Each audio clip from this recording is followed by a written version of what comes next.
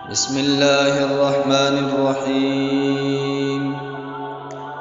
وعن ثوبان رضي الله تعالى عنه قال: لما نزلت والذين يكنزون الذهب والفضة كنا مع النبي صلى الله عليه وسلم في بعض أسفاره، فقال بعض أصحابه: نزلت في الذهب والفضة، لو علمنا أي المال خير فنتخذه. فقال: أفضله لسان ذاكر وقلب شاكر وزوجة مؤمنة تعينه على إيمانه. رواه أحمد وابن ماجہ.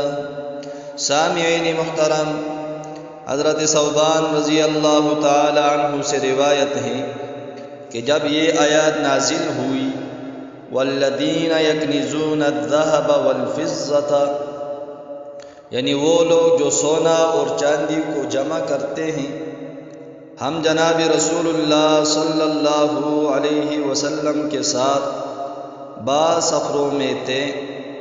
بعض اصحاب رسول اللہ صلی اللہ علیہ وسلم نے کہا: یہ آیات سونے اور چاندی کے بارے میں نازل ہوئی ہے اور ہم نے ان کے بارے میں حکم کو پہچانا اور ان کی مذمت کو بھی جان لیا. کاش کہ ہم یہ جانیں کہ کون سا مال سوائے سونا اور چاندی کے بہتر ہے تو ہم اس کو ذخیرہ کریں.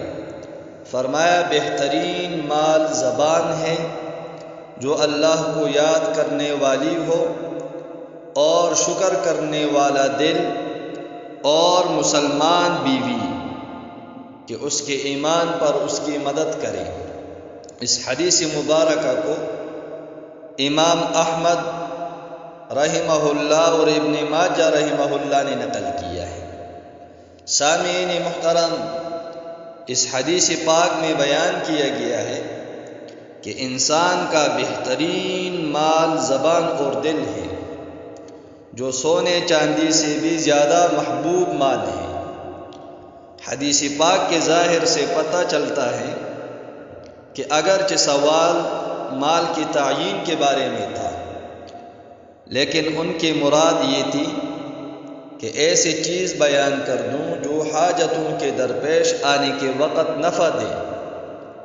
پس اس لیے جناب رسول اللہ صلی اللہ علیہ وسلم نے وہ چیزیں بتائی جو ایمان کے لیے مفید ہیں، یعنی اس کے دین کے مددگار ہیں، کہ وہ نماز، روزہ اور دوسرے عبادتوں کو یاد دلائے اور اس کو زنا اور تمام حرام چیزوں سے منع کریں.